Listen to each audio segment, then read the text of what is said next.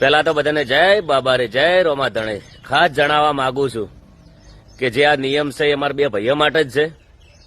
ચલો કે તાત્કાલિક આવી જાય 24 કલાકની અંદર ડિસિઝન લઈ લીધું, અથવા બીજા ગામે જઈને 1.5 લાખ રૂપિયા દંડ કરીને ડિસિઝન લઈ લીધું, એના પછી કોઈ નિર્ણય લેવામાં આવતો નથી.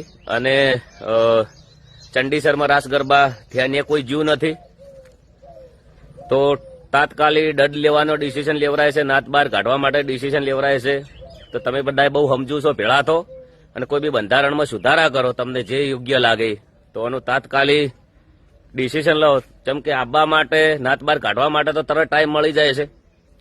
ચંડીસરમાં રાસ ગરબા થયા એનું કોઈ બેનર કે આવ્યું નથી હજી. એક વાળા તમે કહો છો કે સમાજને કોઈના બાપની લાસારી નથી, તો બધાને જય બાબારી, જય રોમાધણી. તો આ ખાસ મેસેજ હતો, 3-4 દિવસથી કોઈ મીડિયામાં બોલ્યો નથી, પણ અત્યારે આજે મેસેજ મેં નાખી દીધો છે. જય રોમાધણી શેર કરજો.